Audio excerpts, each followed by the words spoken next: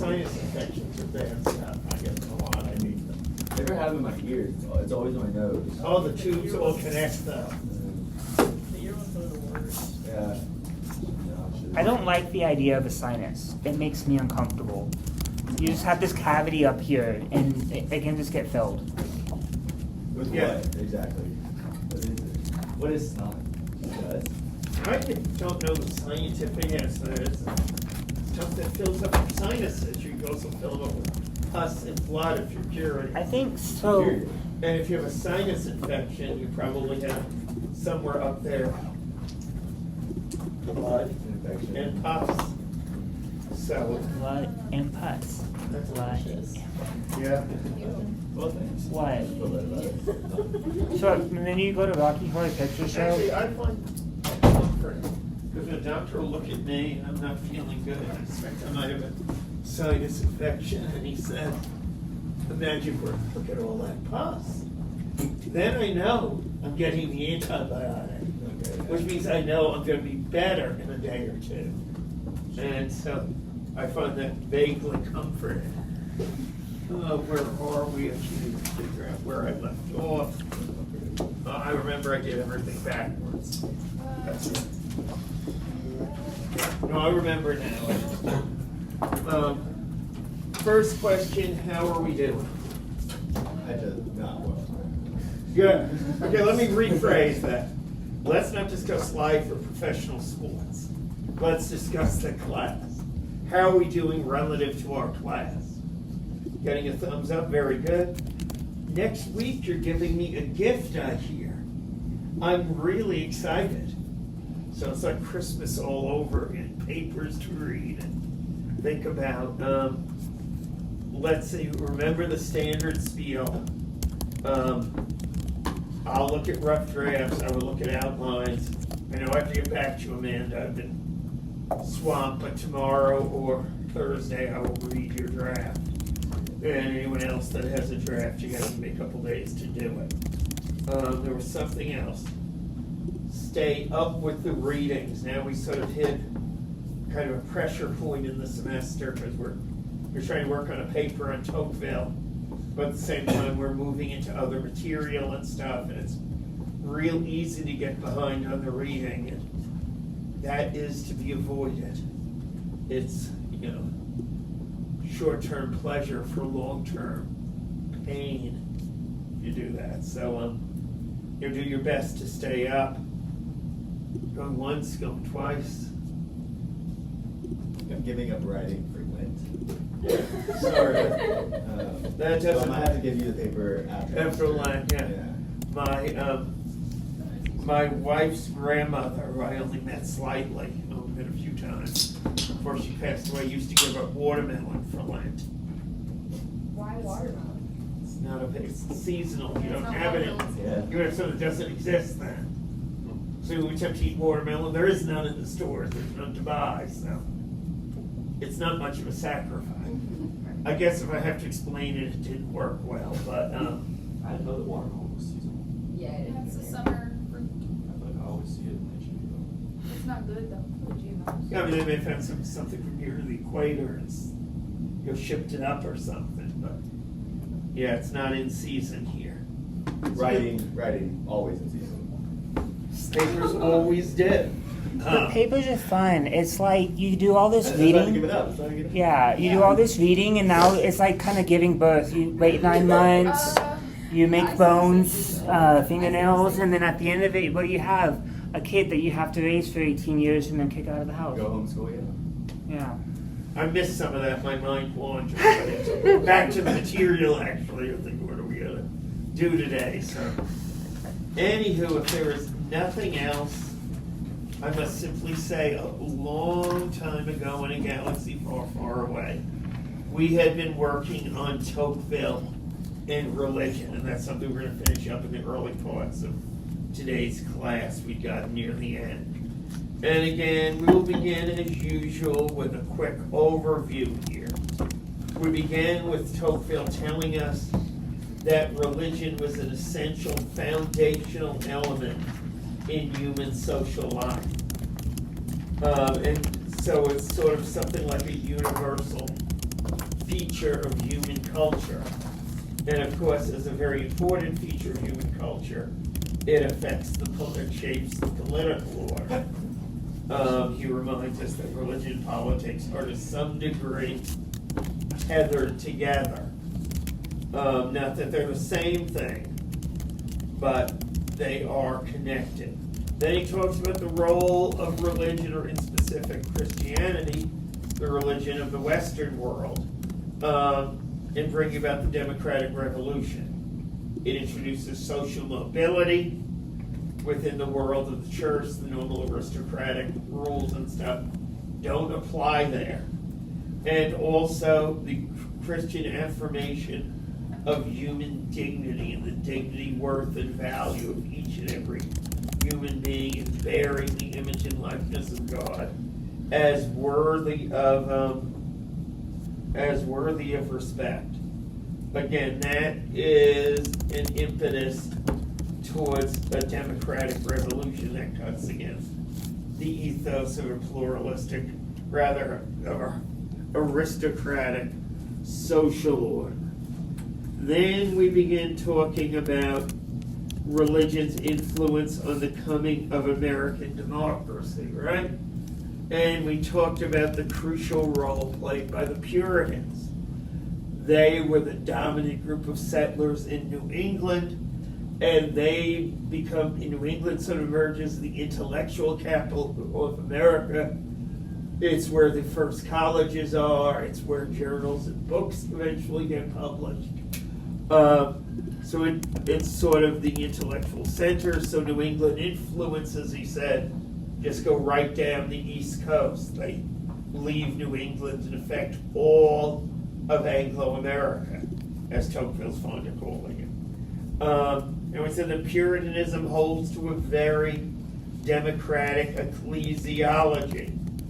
They vote on decisions, even including decisions who gets to be the pastor, even including decisions of doctrine, as well as more mundane decisions, what time to service to start on Sunday. And this democratic ecclesiology bleeds over into the political realm.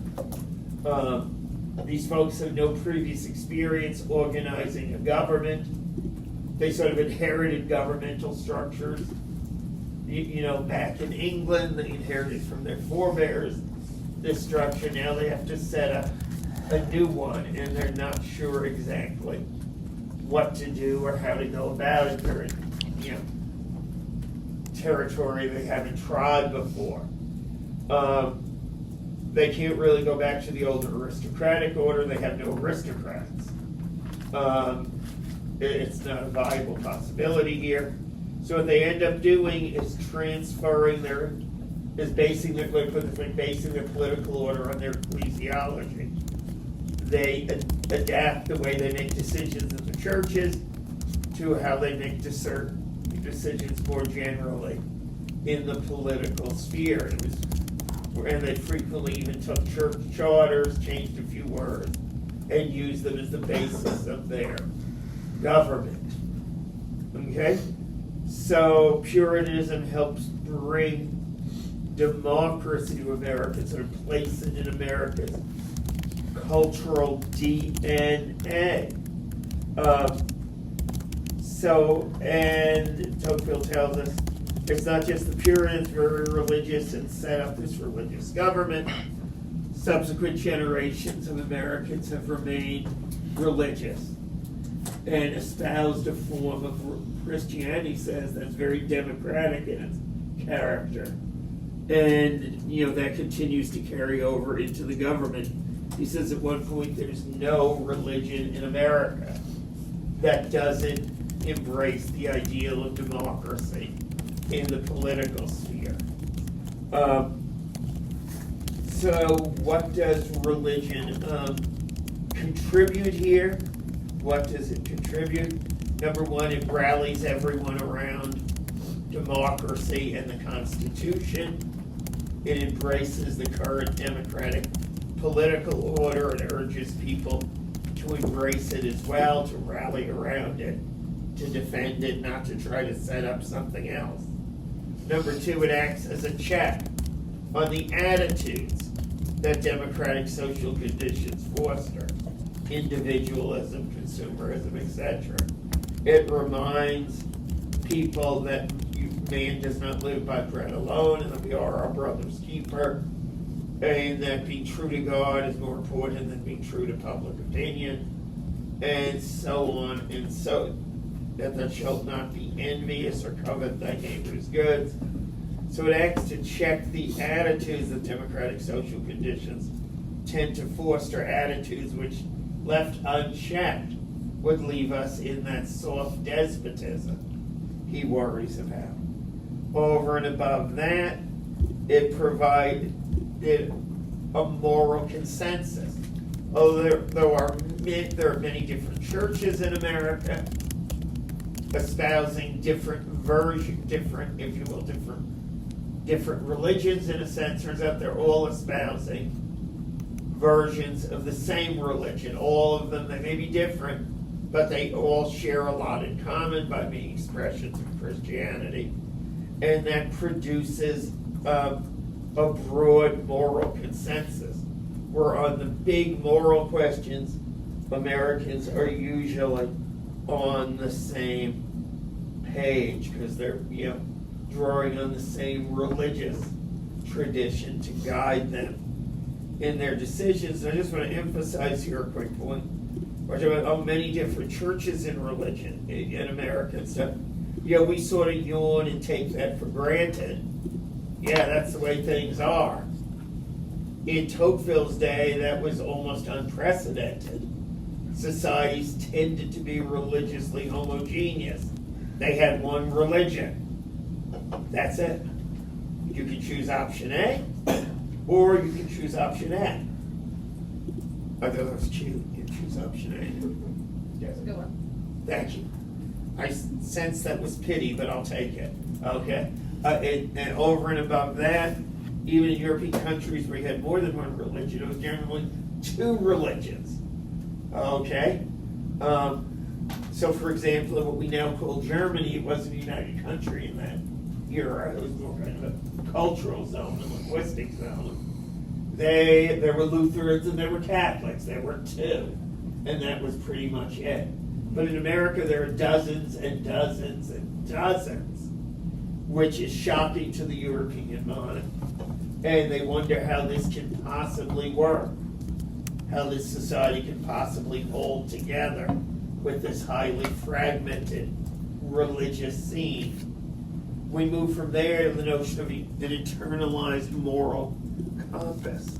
There are certain moral principles Americans take for granted. They don't debate them, they don't argue about them, they don't wonder if this is true. They've been hearing it in their churches from the time they were knee-high to grasshopper. It doesn't occur to them to question them, to challenge them, to ask, excuse me, can you explain why? These principles are taken for granted. And that means you can give Americans a lot of freedom, whether you're talking about individuals or as a collectivity, without them going crazy, without them running amok, because they've internalized these principles. And even though they could easily get away with violating them, it would never occur to them to do that. That's obviously what you're supposed to do, and you go do it. And then finally, from religion, in this case it's really from Protestant Christianity is what we're talking about, you get a sense of the greatness of man. You get a sense of the greatness of the human person.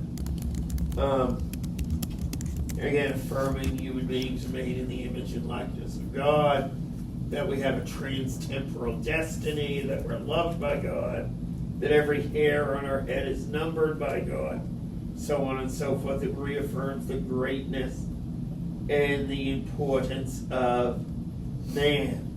And so, why did, having made that list, Tocqueville raised the question, why does American democracy work? He asks Americans and they say, It's our religiosity. Okay, even those personally are not particularly religious themselves, more going through the motions than anything, half-hearted. Even they say, oh yeah, that's the key. Without that, we'd be lost. That's what Americans say. Toquiville is inclined to agree with them, to think that they know what they're talking about. Hence, he describes religion as the first of America's political institutions. The very first of the political institutions. It's not clear exactly what he means by that, but I take it to be, he means it's first in the sense it got here first.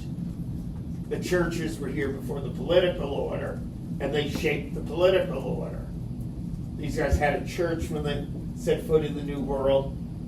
They didn't immediately have a government. That had to be figured out. So it got there first and shaped the political institutions, and first in the sense that it is the most important. We then slide to the question, why is religion so vigorous in his America, the America of the 1830s? Why hasn't it disappeared or been severely eroded, been marginalized? After all, democratic social conditions are not a fertile soil for religion, right? And this is all familiar, right? If I'm going too fast, slow me down. I'm trying to push through the review. Why are democratic social conditions not a fertile soil for religion? Well, number one, because of the consumerism. They focus a single-minded. They tend to focus all this attention to consumer goods, to raising their standard of living.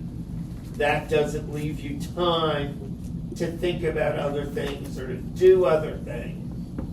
And indeed, it easily can cause you to believe that it's the only thing.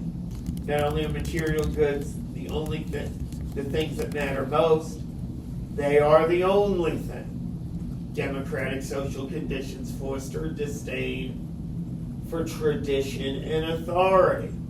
Those are things that usually play a big role in religion, and that disdain can very easily undermine religious belief.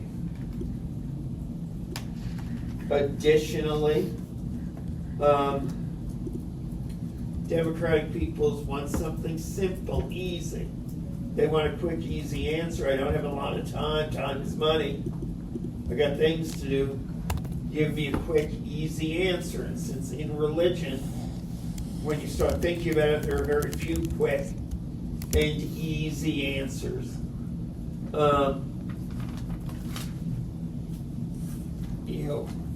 That causes democratic man to sort of shut down. So, okay, this is obviously silly if it's not simple, if it's not something I can wrap my mind around in 10 or 15 minutes. Clearly it isn't worth knowing. Clearly there's nothing there. There's just a lot of sound and fury, but ultimately signifying nothing. Yet in America, religion not only survives, but in its own way prospers. Why is that the case? Why hasn't religion evaporated in the kind of desert of democratic social conditions? Again, I gave you a list last time. Number one, human beings are innately religious. We have this internal orientation towards religion that we really can't get rid of. It's sort of planted within us.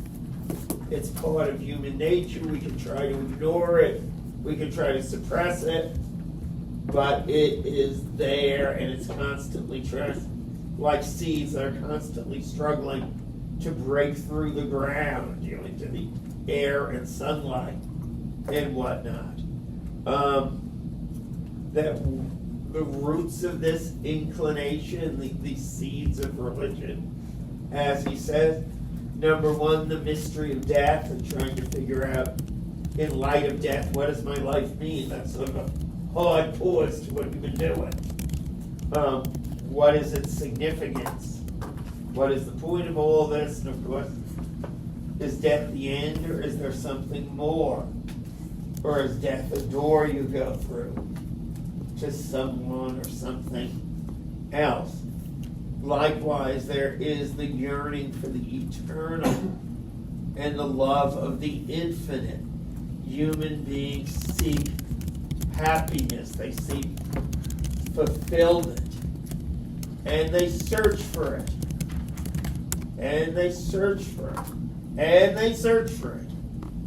But the quest never seems to end. Our desire for happiness never seems to be fully satiated. We chase good things in this world, and even if we get all the good things, it's money, it's fame, it's power, whatever. We chase these things, and even when we get them, we're still dissatisfied. And human beings from that conclude, well, what I'm looking for, I have this desire for something, just like, we have the desire to eat, so there's food, right?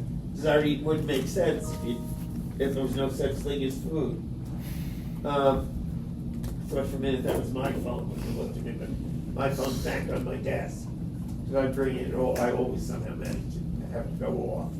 No matter how many times I put it on silent, I reach into my pocket somehow and change that and stuff. So we conclude anyway that what we are seeking is something beyond this world. We seek something beyond space and time. We seek something beyond the astrophysical universe and a drive towards religion, towards something higher, something eternal, something fully satisfying. Beatifying is sometimes a technical term used there. Giving happiness, giving fulfillment. People who study things speak of the beatific vision. Okay? Something that will finally satiate, fill the human heart. Because the whole seems so big, nothing here seems to fit. So there's the innateness of religion. There's also religion's linkage with patriotism, right? On Thanksgiving, we celebrate the pilgrims, right? Our ancestors and whatnot. Even though, of course, very few of us are actually descended from the pilgrims. But that is the beginning of America, beginning of this American thing. So religion here is sort of allied with Americanism, with patriotism. To be irreligious isn't just to be irreligious, it's to be in some sense patriotic.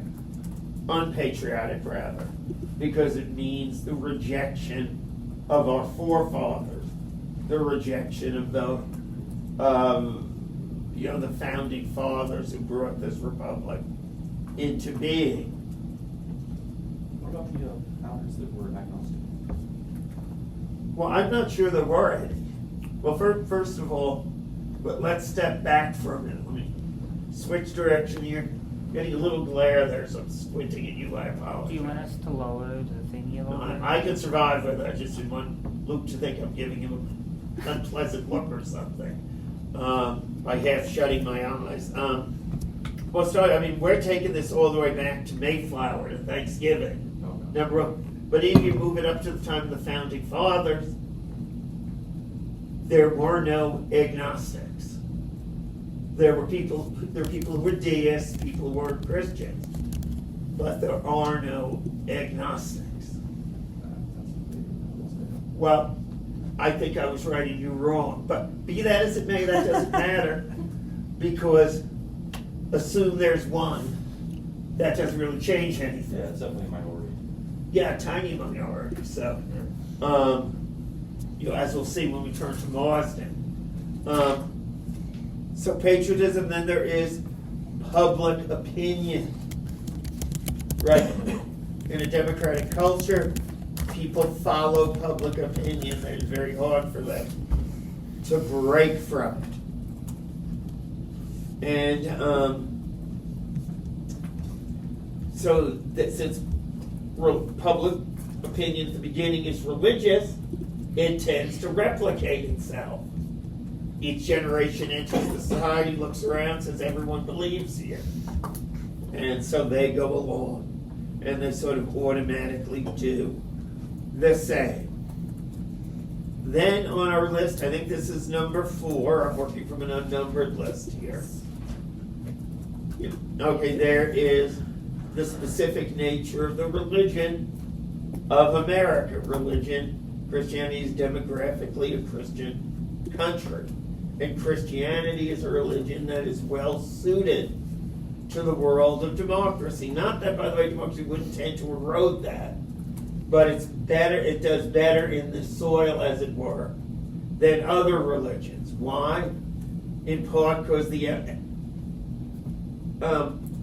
affirmation of human equality, and in part beyond that, to the fact that it's really not a religion of law, as it were. A lot of religions gives you a very detailed code that provides very detailed management of everyday life.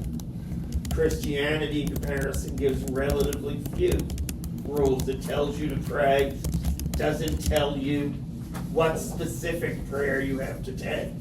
It doesn't tell you what hour of the day you have to pray, or how frequently during the day, or anything like that. So because it has much fewer in the way of detailed rules, that makes it more acceptable in a democratic society. Because democratic man doesn't like to be told what to do. And the more times you tell him what to do, the more orders you give him, the more likely it is to rebel, to become resentful. And then finally, on our handy-dandy list, there are adaptations. American Christianity has adapted itself to the new environment. How so? It's simplified its ceremonies, reduced the number of ceremonies, made them simpler, made them shorter. It simplified its belief structure. It keeps its affirmation of beliefs very simple and straightforward, tends to stay away from long, complicated creeds written thousands of years ago in a different language. So there is that, and also the fact that it doesn't frontally assault the core values of a democratic society. He uses as his example of this consumerism.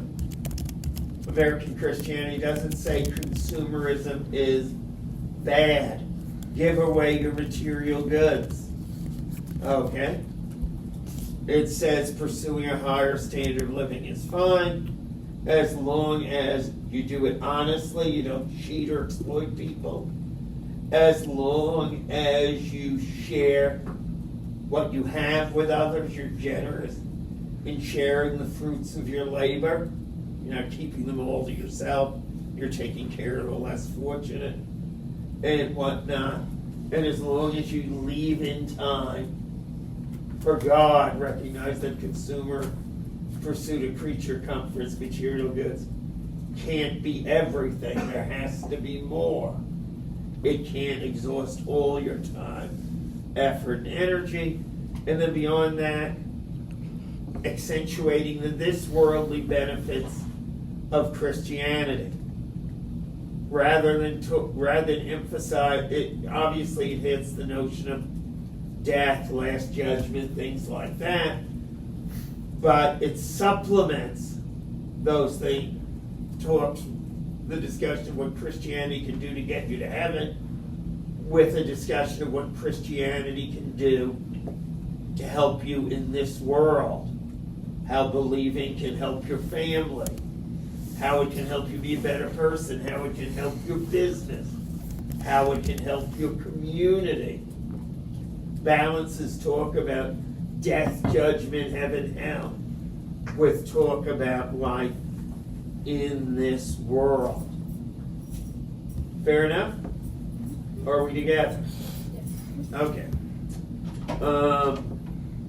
I think that is where I then we talked about, Tocqueville's prediction for the future. Does he think religion will endure in America?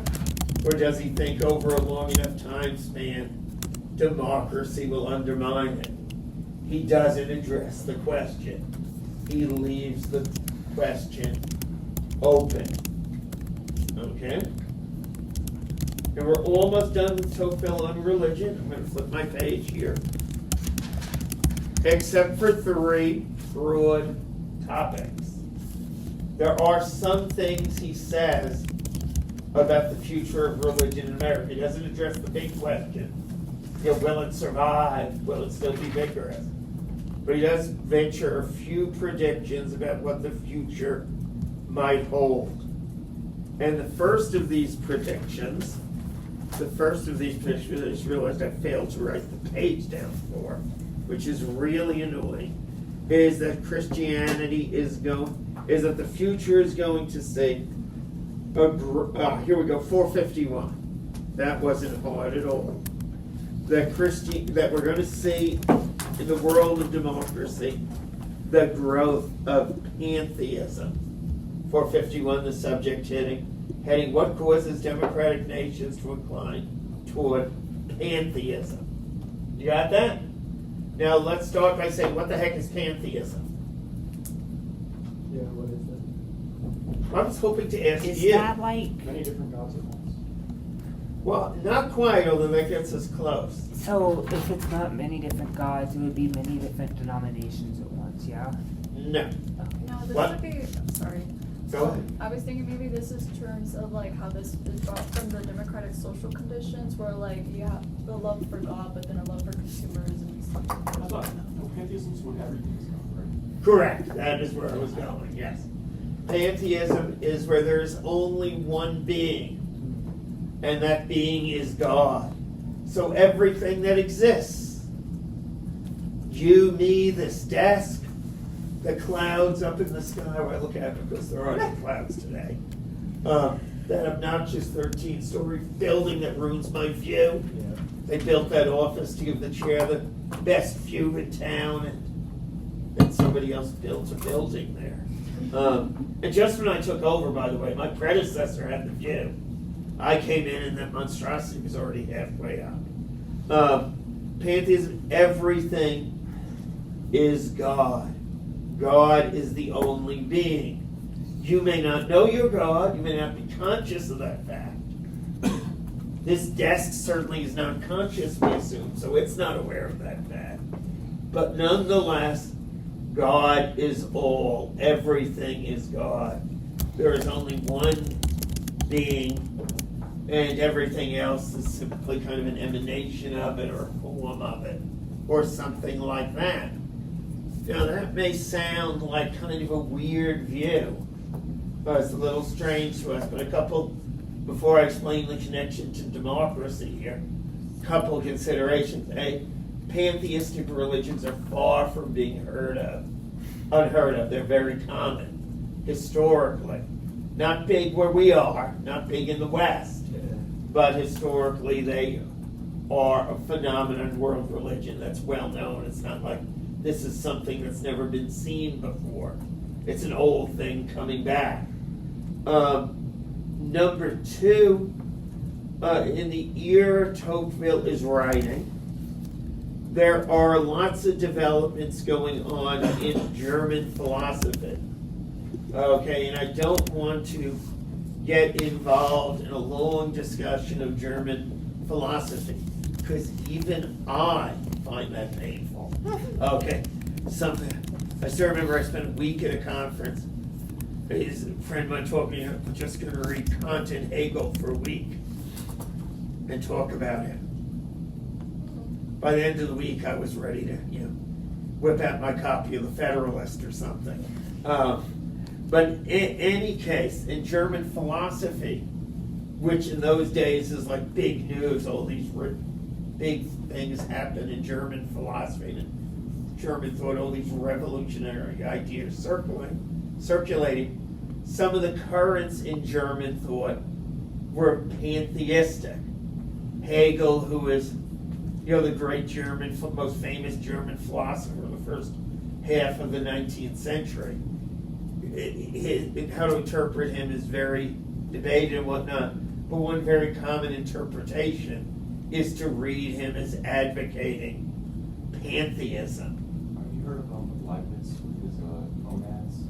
Yes. That's Right, yeah, they're in German philosophy in those days. I think it's quite convincing, actually, the whole monads thing. Okay, well, I'm not going to debate Leibniz with you, but I will say the following. Now, I say that's Germany, that's a long way away, Tocqueville's in America.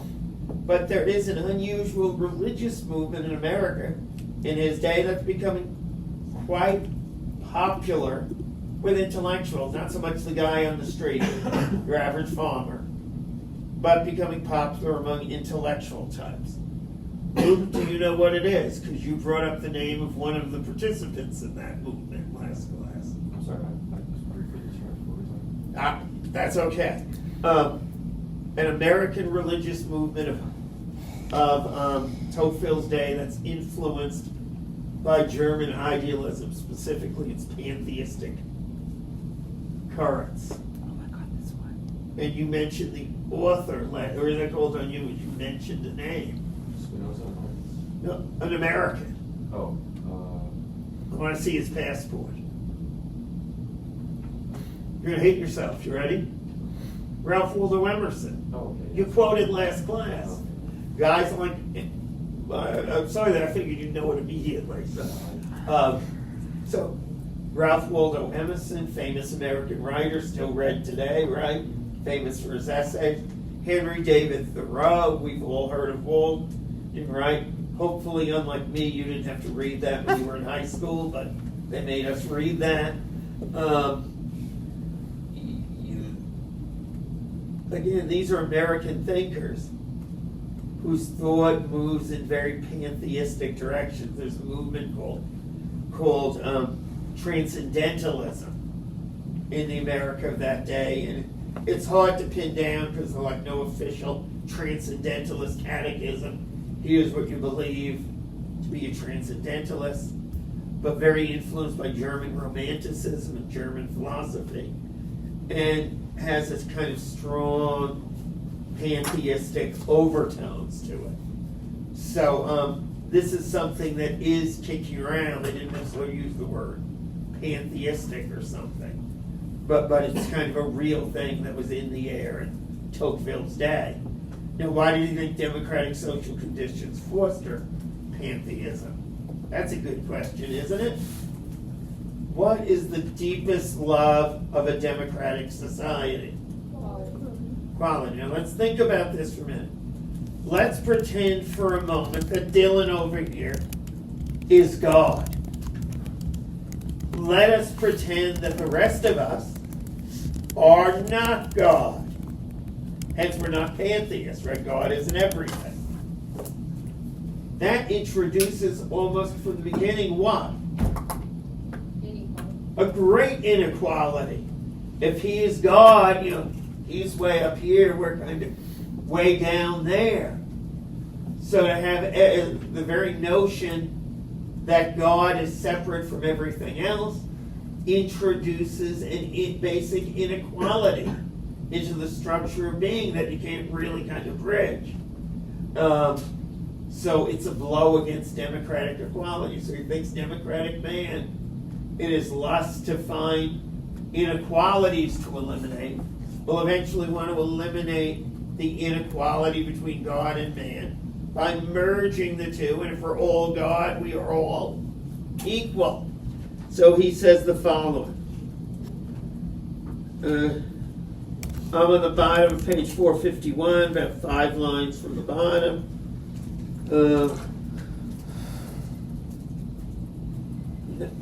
Maybe a little more than that. Not content with the discovery there's nothing in the world but one creation and one creator, he is still embarrassed by this primary division of things and seeks to expand and simplify his conception by including God and the universe in one great whole.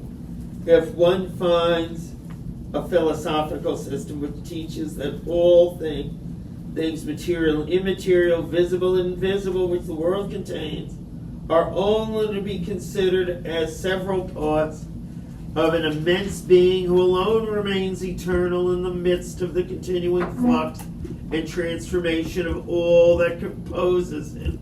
One may be sure that such a system, although it destroys human individuality, or maybe because it destroys it, will have secret charms for men living under it. All their habits of mind prepare them to... Oh, men living under democracies, I'm sorry. All their habits of mind prepare them to conceive it and put them on the way to adopting it. Okay? So he thinks pantheistic religious systems will tend to prosper in the world of democracy. And it's not just a prediction, it's something that depresses him, he's not fond of, doesn't like the idea, precisely because it destroys human individuality. Destroys human individuality. Okay, so you have that. Pantheism. Second predictions concern what you might call, if you had to give it in one word, it's not a good way of giving it, but I'll give you the word, religious enthusiasm. Religious enthusiasm. By that I mean Tocqueville predicts that in a democratic society there are going to be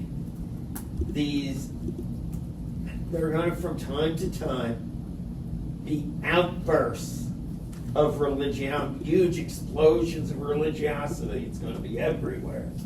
It's going to dominate the landscape.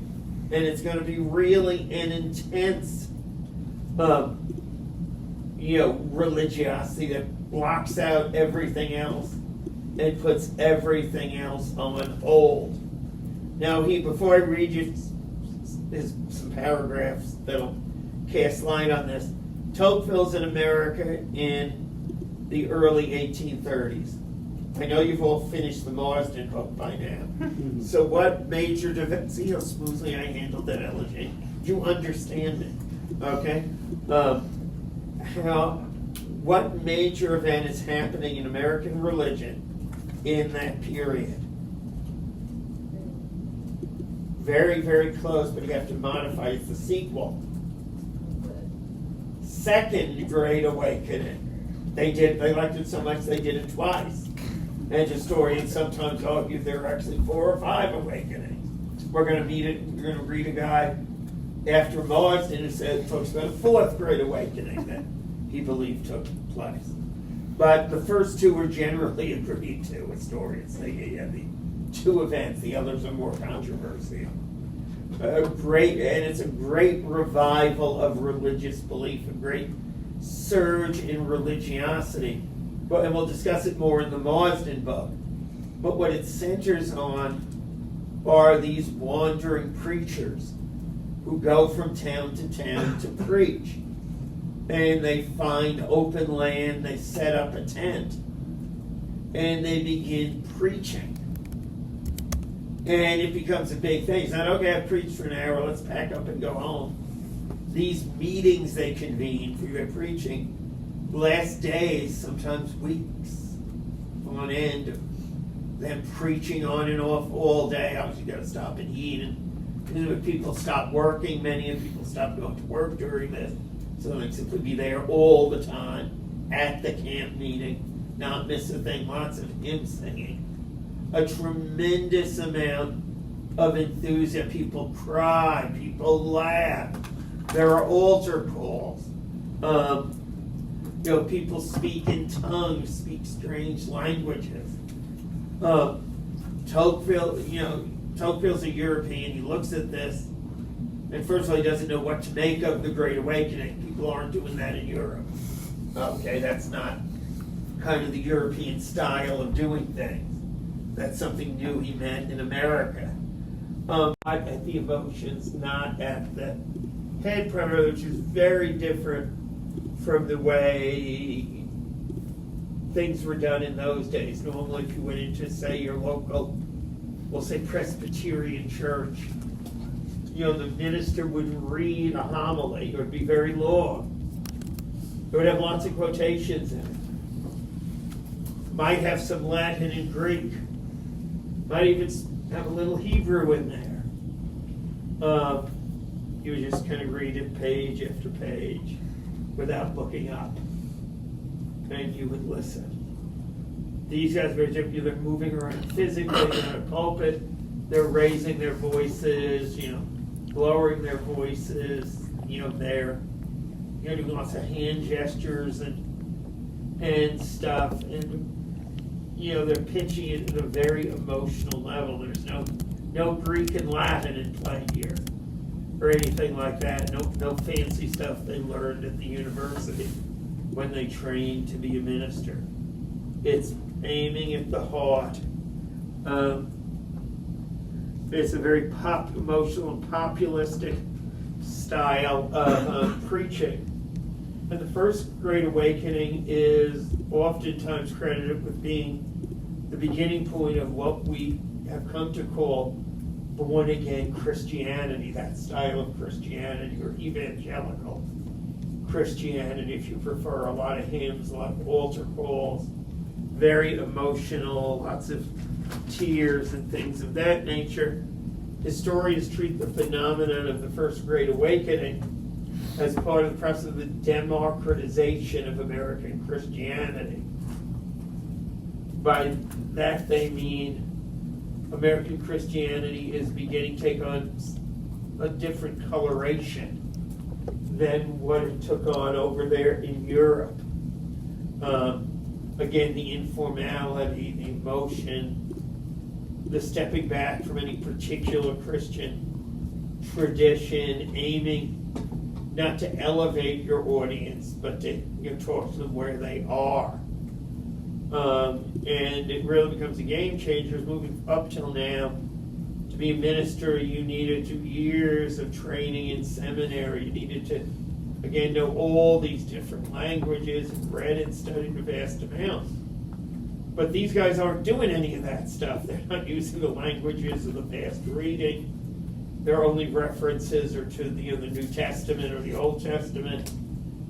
So after this, at some point, gradually you're going, hey, I don't need to go to big university training to be a minister. As a matter of fact, I don't need to be a minister at all. All I need is the Bible and some people who will listen to me. And I am a minister. Now, anyone can be one, have fancy credentials or anything like that. Another thing that's going on at the same time, what influenced on American culture, is the Enlightenment. Now, the Enlightenment was an intellectual movement that took place in Europe. The Enlightenment was an intellectual movement that took place over in Europe, but it flowed from Europe over to the United States. And it's a hugely important fact in the evolution of Western civilization. And it's hard to, because it's so big and complicated, hard to discuss briefly. But that's what we're being forced to do, so we'll have to do it for now. So I acknowledge in advance I'm completely distorting this by simplification. But one first thing we need to know about it is these guys placed a lot of faith in reason. They didn't like authority, and they didn't like tradition. If you wanted to believe something, you would have proven to them, appealing to their using your reason to convince their reason.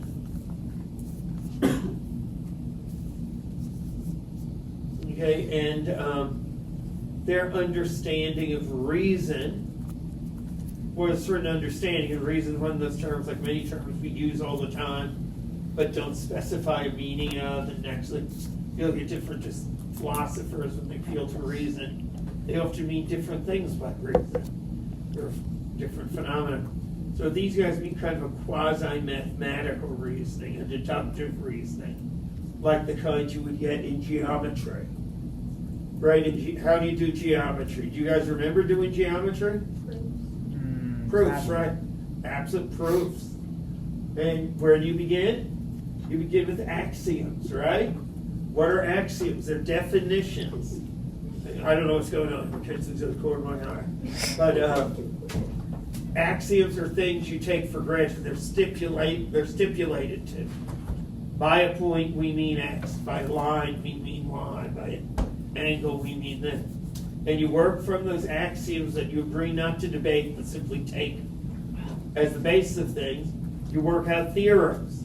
And then you use your theorems and axioms to arrive at proofs. So at the end of the day, you can demonstrate that the angles of a triangle add up to 180 degrees. It can be proven and it can be demonstrated.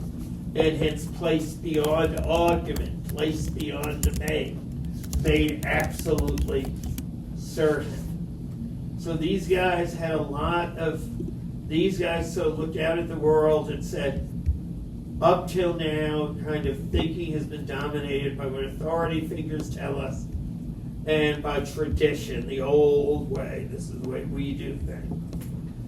That's going, that's the past. We need to make a radical new beginning with the past. And we begin to rethink everything using our reason. We need to make the world anew. To quote Thomas Paine, if anyone got the reference. That was also a favorite line of Reagan's, the Reagan speeches. But,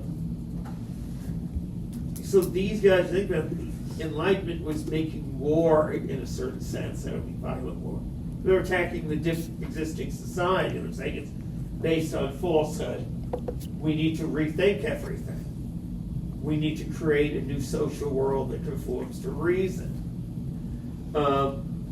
Where did these come down? Where did the Enlightenment figures come down on the question of Christianity? Some of them were Christians. And we'll come back to that in a minute. Some of them professed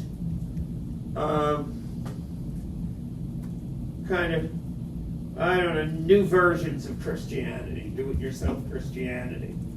For example, Thomas Jefferson, example, made his own version of the Bible that cut out the things he didn't think were true. So in the little Jefferson Bible he could use. So he cut out what he didn't think were true. These are the things that stand. Some new versions of Christianity. Some of them rejected Christianity entirely in favor of what's sometimes called natural religion. It would mean meaning the religion you devise using your reason. You didn't need God to give you some revelation, talk to you out of a burning bush or a cloud, or give you a book. You use your own reason to figure it out. Okay, the Enlightenment is a movement with very radical potentialities. I mean, it's going to over time become a game changer. And it's going to introduce kind of a fundamental divide in Western culture. But, now the but, of course, there's always a but. In that day and age, in America, that was not true. This wasn't considered something crazy and radical, and these guys didn't draw radical conclusions from it. There were few who believed in natural religion, few who believed in some kind of self-made version of Christianity, stripped down, rational version. Others who believed in Christianity. But, so they didn't, over on the European continent, a lot of them ended up advocating atheism and things like that. Think about the French Revolution, all the events. That wasn't in America. They're very conservative in the conclusions they drew from all this and the places they took it. And interestingly enough, I mentioned these guys are really big on science. Okay? Interestingly enough, they got along well with the, if you will, the Protestant establishment. First of all, in many cases, they were the same people. Again, there are people advocating the Enlightenment, but still consider themselves to be Christians. In any case, even those who moved beyond Christianity, they professed a morality that was very similar to the morality professed by Christianity. So they got to the same place, simply in a somewhat different path. And he discusses this. Let me see if I can find some passages quickly. By the way, the books, let me make one clarification here from Mosley. He likes to use the term deism, which is a commonly used term. I don't like to use the term deism because I think it causes confusion, because it gets groups under different religion versions that are so different. So I talk about natural religion, he would say deism. Even the revised version of Christianity, he would call deism. But Marsden says the following on my notes say 38, but I'm underlining it on 39. Jefferson and Franklin and some of the other leading revolutionaries were deists who believed in what they viewed as rational Christianity. They abandoned those parts of the Christian heritage that they thought were not based on reason, yet retained faith in a creator deity, since they believed it was unreasonable to think that the wonderful machine of the universe appeared without a designer. They also believed in a created moral order. They admired the moral teachings of Jesus, but did not consider him God incarnate. Continues discussing this on page 49, exploring variations on it. But over on page 40, that was over on page 41, Christian, page 4, in that first full paragraph of the page, or at the bottom, Christian and scientific enlightenment beliefs were almost always seen not as contradictory, but as complementary. The proponents of the Enlightenment and American Protestantism considered themselves friends and allies. Okay? They were not enemies, they were not competitors. Not yet, at least. Not yet. One final point on the chapter, and then I'll let it be. America as the, or maybe this is in the next chapter, I'm forgetting. America as the land of dissenters. Okay, America as the land. The people who came and settled here mostly came because they were unhappy with things in England. If they really, okay, there were some who came for economic reasons, I don't want to be poor. But the Puritans in specific came because they were unhappy with life in England, with the religious order in England, and the political order that it was intertwined with. Likewise, those Quakers who all settled in Pennsylvania and stuff. Again, they were escaping a social order and a religious order and a political order they were not completely comfortable with. They thought was problematic. Okay? So you have these American Protestants over here, they come from a tradition that's very critical of England. Doesn't like the Church of England, uncomfortable with the monarchy, have all sorts of reservations about England. These Enlightenment folks we're talking about, they too had reservations about England. They had pretty much the same reservations as the Protestants did. So what you get is America is the land of dissenters. Nobody's happy with England. All are suspicious of England. None want to become a mirror image of England. They want to do something different here. And that makes them uncomfortable from the get-go with control, being controlled over by England. So America is the land of dissenters. And again, America is a place of a new beginning.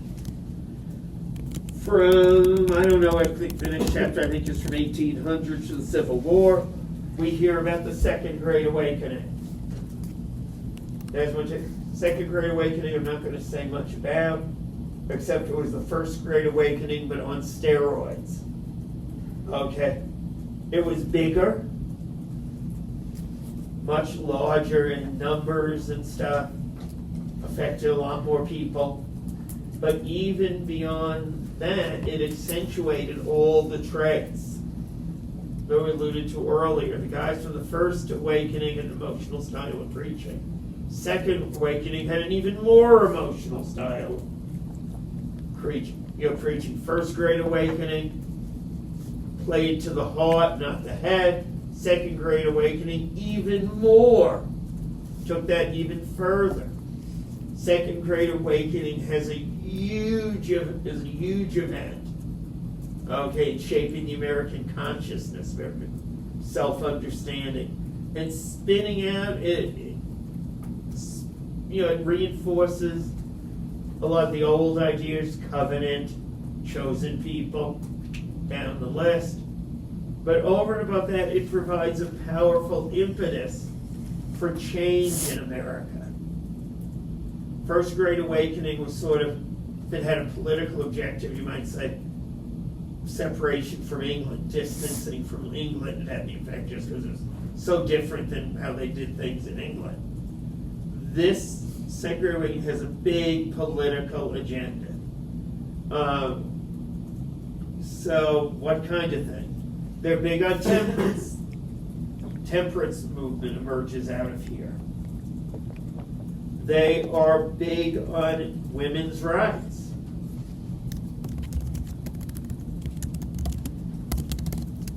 They are big on abolition. They have a huge abolition. They have a huge impact on the abolitionist movement. And they also have a huge impact on education. These guys are into education, they're into schools, they're into colleges, and that is really important because education is one of the most important things a society does. It really does shape the future, determine the future of the society. In which case we're in bad shape, but that's neither here nor there. That's an editorial aside. Very bad shape. But let's talk about these guys and their impact on education. Let's see if I can find some passages. Well, we're on page 62, I think.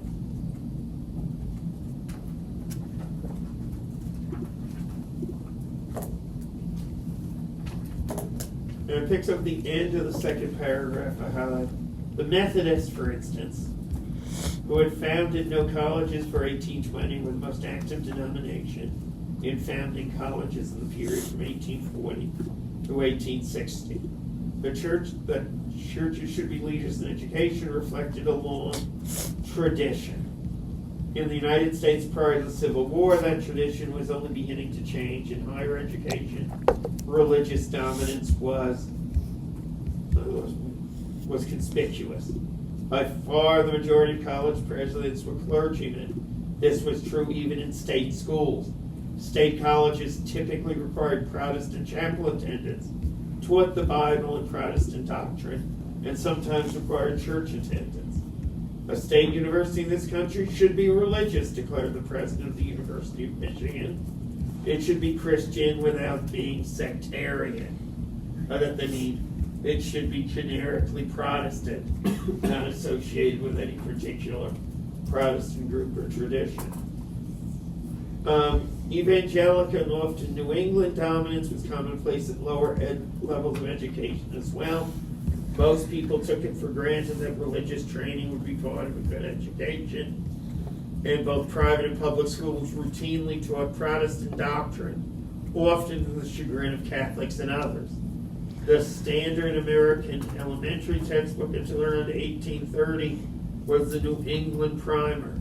This work exalted Protestant martyrs, taught Calvinist authority, most famously in teaching the ABCs. In Adam's fall, we sinned all. Adam, all. See the A's? Capital A in Adam, little a, teaching kids their ABCs. Similarly, when the most widely used grade school text of the era, McGuffey's Eclectic Readers, were first published in 1836-1837.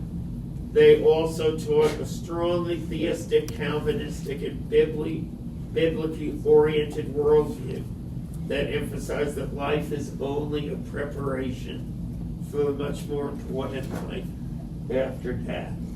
So an immense amount of energy from those schools are being built everywhere. Colleges are springing up out of seemingly nowhere, and all these institutions are infused with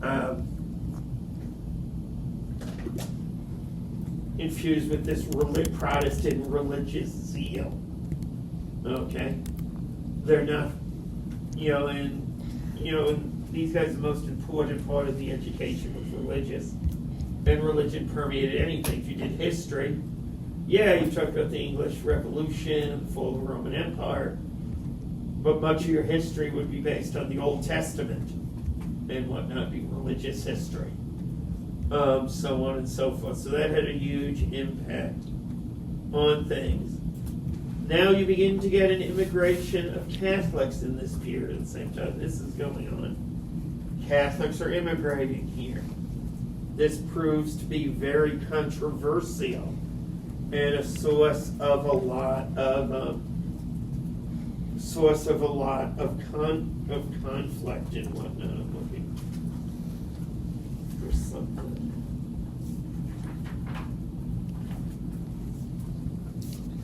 Oh, you look on page 91, 92, you read about the know-nothings and stuff like that. We already talked about that, so I won't read you any quotations from there. So the Protestant, the Catholic arrival, that is a big development. Again, it's still a trickle here, but it's very controversial and causes a huge amount of debate. And at times, I don't know why the book doesn't cover it now, but they talk later about churches were burned, convents were set on fire, things like that actually led to violence. Despite the Catholic immigration, Marsden stresses the degree to which the community shared, even counting the Catholics, the Protestants might not agree, a common religious heritage. Despite all these different churches and whatnot, there were certain basic things that were agreed about, particularly questions of morality.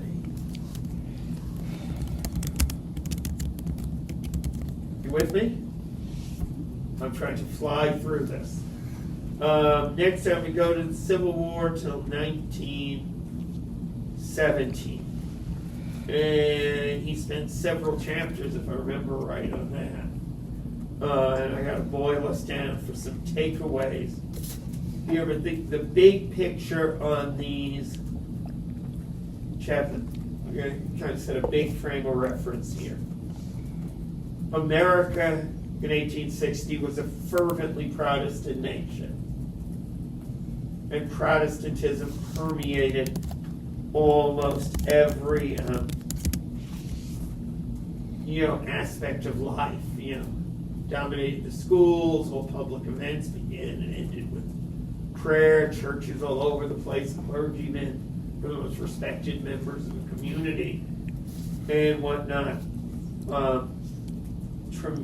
Fervent Protestantism, dislike of Catholicism and anything non-Protestant. That's true in the period from 1860 to 1917, but with some differences. Rather think the differences are twofold. A lot of stuff is changing. Protestant dominance isn't. But America is undergoing some really drastic changes at this time. That's kind of obvious to anyone living there. You can look around. The other point was easily missed, though, by people living there. At least by a lot of people. Protestantism was still in control, but it was struggling to hold on. Its grip was slowly weakening and kept facing challenge after challenge, changes and challenges.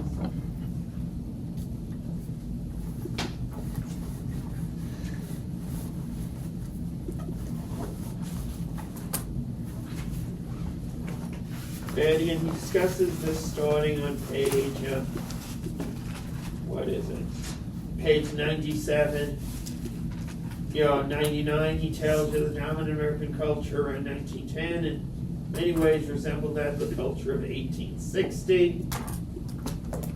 He talked with some of the religious leaders and boasting about what is, how influential they are and how influential the churches are. Let's see. Major Protestant groups such as Methodist Baptist, I'm on 101, second full paragraph. Major Protestant groups such as Methodist, Baptist, Presbyterians, Disciples, and Congregationalists tripled their combined memberships in the period from 1860 to 1900. In 1880, Robert Ingersoll, the most famous skeptic of the post-Civil War era, who traveled the country attacking the Bible, announced that churches are dying all over the land. Charles McCabe, head of the Methodist Church Extension Society, wired to Ingersoll the following message: all hail the power of Jesus. We're building more than one Methodist church for every day in the year, and propose to make it be true and make it to a day. And then he goes on to say McCabe had good reason to be optimistic. But although America still seems firmly Protestant, there are all sorts of other things going on. To be in America in this period is going to be wealthier than it's ever been. This is when the Industrial Revolution, as we'll see in a minute, really kicks in. And the Industrial Revolution produces a degree of wealth that was previously unheard of. Remember the guy in Tocqueville's America going to the general store which sold two types of pants, work and church. And they sold each kind in two colors, brown and black. By the time you get to 1900, people are constructing department stores. And there's a lot more money and a lot more wealth out there. America is undergoing this, all this economic growth that's going to make us, by far the wealthiest country that has existed to this point in human history. We look back and say, wow, in 1900 they were pretty primitive. They didn't even have cars and stuff. But, the relevant comparison isn't us. It's what things were like in, 1550 and 550 and whatnot. So you have this vast wealth emerging. Second thing you have, closely connected with the first, is urbanization and industrialization. They go hand in hand. Prior to the Civil War, there really were what we would consider big cities in America. I can't remember the numbers, I knew them once, but the biggest city in America would have 100,000 people. It would be slightly bigger than San Marcos. There was only one city that enormous, of course. Now you get urbanization, people start moving into cities and stuff in large numbers. Prior to that, they lived in tiny communities of 400 or 500 people out in the wilderness. And now massive amount of people are moving to cities, and major cities are beginning to emerge. And what's moving to cities is the force of the Industrial Revolution. Modern science gets applied to technology and produces miracles of production. Large, it used to be, who was our village shoemaker? Dylan? Used to be Dylan and his son there sitting on his little workbench in his tiny, driving in a nail into the shoe.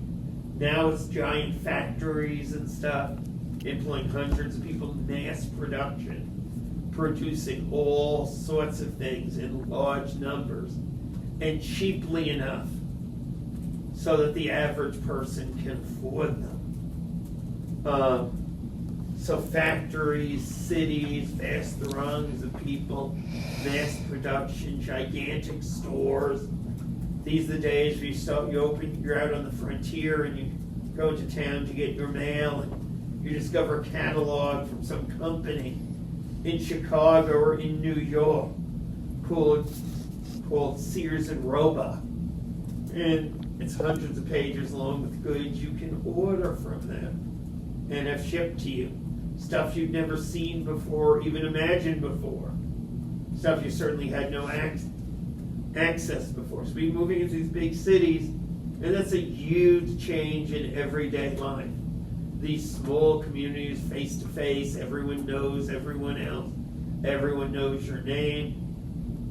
They're still around, some large number of people living in them, but still huge numbers of people don't. They live in big cities where things are anonymous. They don't know the people next to them. People are constantly moving around. It's a whole different kind of social environment. Rather than going into the hardware store, you're run by your friend, I don't know, Bill, who played high school football with you. Now you're going to a store with a huge store with a strange clerk in this city, and it really changes everyday life. People are now moving in much more bureaucratized environments and much more depersonalized environments. In the sense that everyone no longer knows your name. Most people don't know your name, and they don't want to know your name. They're not interested. And that really changes life, and it kind of depersonalizes the whole kind of social fabric. In the old days, you're living in your little farming community. You're a farmer, like 95% of the population. There are certain parts of the year, times of the year when you're going to be broke. Have no money because the harvest hasn't come in yet, and the money from last year's harvest just about gone. That's not a big issue because you can go into the stores in town and buy stuff, and they know you, you know them. They'll say, oh, okay, well, no problem. You'll get us when the harvest comes in. No big deal. Try doing that in New York City. Okay, you'll have no idea who you are when you walk in. Even if the guy at the counter wants to help you out, cut you some slack, you really can't. He just works there. He doesn't own it. He's not the boss. And the boss says give no credit. And so this is a huge, huge game changer. I mean, the Industrial Revolution probably marks the biggest change in everyday human life since the invention of farming, since we moved past hunting and gathering. And we talked about the growth of big business here in 106. Businesses around that tends to have a logic of its own, built on the principle of maximizing profits. Individual and more social, moral demands may constrain business to a degree, but these demands especially weaken, especially as businesses become larger and more depersonalized. And in boom times I'm trying to suppress a sneeze here, where huge financial rewards come to those who can most efficiently organize and mobilize. It goes on to say, in addition to mere greed, however, more fundamental change appeared in the fabric of American economic life. Most importantly, the mammoth industrialization of the nation was accompanied by the social revolution of urbanization and the economic revolution of incorporation.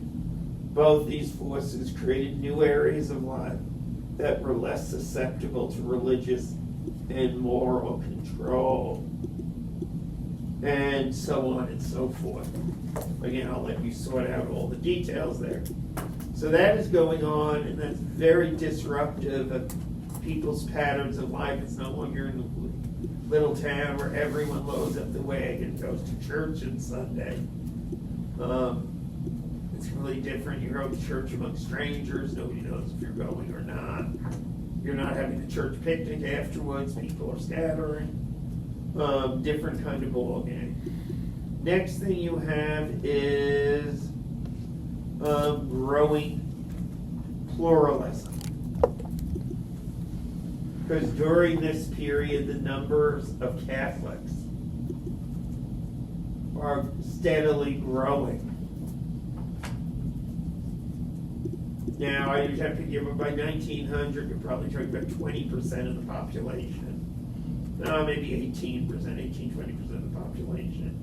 Remember, they were just under one, they were at 1% 100 years earlier. So this is a huge change.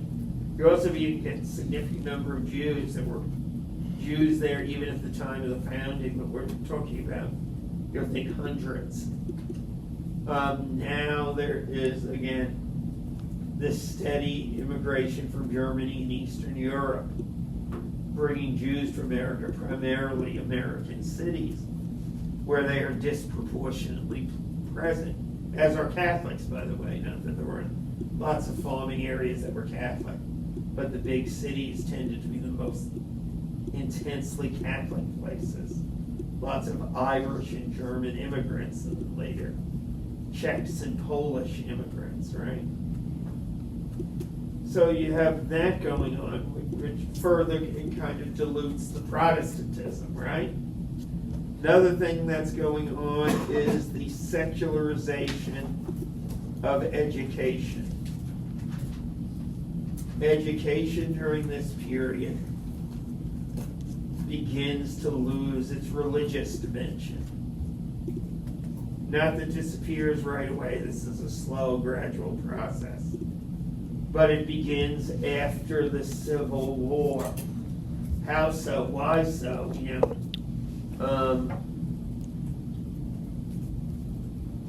there are a couple of factors in play. One is simply the fact of pluralism. Okay, back in the days, you only had Protestants here, and the Protestants ran the schools, and the schools were really Protestant institutions. You know, they were really part of local Protestant churches. It's a little harder to keep those arrangements when, say, a third of your students are no longer Protestants, they're Catholics. And where another 5 or 10% are Jews. So that puts the schools under pressure. You know, they're constantly fighting with these religious groups and who are unhappy with the curriculum, unhappy with what's being done there. And that pushes, although the schools ultimately refuse to de-Protestantize, hence you get the parallel Catholic school system. Okay? But they do dilute the Protestantism and begin watering it down and making it less present, so as to avoid more conflict and be able to keep a straight face when they claim that we're not teaching religion here.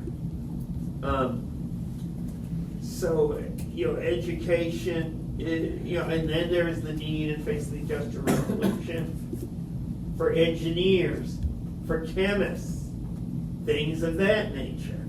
So they have to start, topics they didn't really ever teach before now have to be taught. A lot of science, but there are only so many hours in the school day.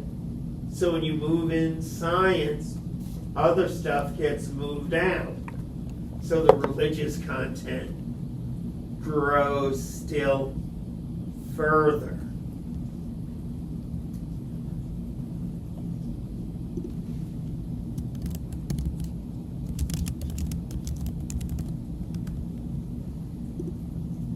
I'm watching people type and write. They seem to be behind, so just want to make sure everyone's caught up.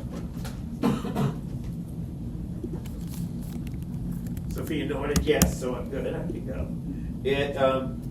Next I have the emergence. Let's just call it for a moment the emergence of new worldviews. The emergence of new worldviews. We might even call them, and this is a misnomer, secular worldviews. Okay, remember in the early day, way back in the time of the founding, even the people kind of on the left side, the most kind of liberal people, the religious frame, still, there weren't many of them, and they professed at least a morality that was pretty much the same as their Christian neighbors. But the Enlightenment has been developing. Its thinkers have been exploring the implications of their ideas. And the Enlightenment begins to move in more radical directions hostile towards Christianity and more generally hostile to religious belief. In Europe, that happened in the 1700s. In many parts of Europe, or at the latest in the early 1800s. In America, it is until you get to the 1880s or even 1900, 1910 that this hits. But you begin to get hit with a whole set of worldviews that are fundamentally non-religious and hostile to religion. I'll read you some quotes in a minute. It's not that these views are widely held, they're largely the province of intellectuals. Okay, the average farmer is not studying Enlightenment philosophy. He's reading the Bible and maybe Shakespeare. Okay, if he reads at all. So these new worldviews gain ground among intellectual types, lawyers, college professors, even teachers in general. Not that all of them hold these views, the bulk of them don't. But these views become a real presence and a real influence and something that have to be contended with. My notes say page 119. They don't tell me what's there, but they tell me there's something interesting there. Page 119. Here we go. It's the last full paragraph on the page.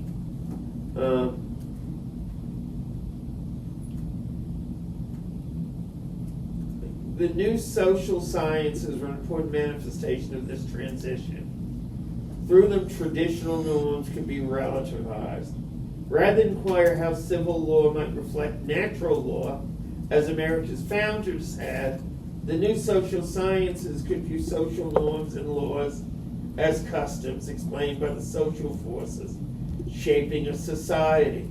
Auguste Comte, one of the most intellectual thinkers in this tradition, he was, by the way, French, had proclaimed that the human society went through three ascending stages: theological, metaphysical, and positive. The theological stage was when society claimed divine sanction for its laws. The metaphysical stage was when truth was sought in philosophy, in natural law. Finally, the highest or positive stage was when social law would be based on scientific inquiry. Okay? So now you get the notion that, the stages of human history have now entered a stage where religion is irrelevant. We're finally moving beyond it. Okay, this kind of view, Comte wasn't the only one, and there are lots of variations on that. But, his formulation was influential. They go on to discuss with the next paragraph, William Graham Sumner, who was a professor at Yale. And he said the following: in a striking depiction of humans as products solely of nature, he proclaimed that man has no more right to life than a rattlesnake, has no more right to liberty than any wild beast. His right to the pursuit of happiness is nothing but license to maintain the struggle for existence. So now what you get, you begin to get, again, among intellectuals, a small number of people, but you begin to get atheism, about atheism. You begin to get agnosticism, how can we know that God exists? And you begin to get the notion that morality is simply up for grabs. By that I mean, up till this point you had this broad moral consensus, mostly justified with reference to Christianity and the Bible. Now all of a sudden people begin to doubt that there is such a thing as natural law or natural rights. Things that were really foundational to the American political experiment. And just to quote another Englishman who he doesn't quote, but I like this quote, what Jeremy Bentham, who is considered the father of famous philosophical movement called utilitarianism, once said that the idea of natural rights was nonsense. And the idea of natural law was nonsense on stilts. I thought that was amusing too. That's why I used that line rather than to use quotes from some other people. But I mean, contrast that to the Declaration of Independence in the America of the founding era, which is reliance on the laws of nature and of nature's God, with the idea of man as a created being endowed by his creator with certain rights. It's a radically different picture of man that entails a radically different morality. Morality maybe not so different. Let's see if this, I'm trying to convey this to you, may crash and burn because I'm referring to a book you may not have read, all of you. How many of you have read any Hobbes?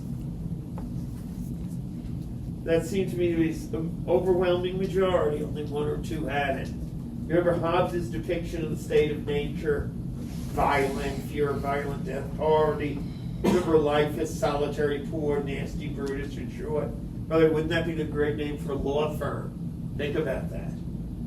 Solitary, poor, nasty, brutish, and short. I'd vote for Mr. Prudish myself, but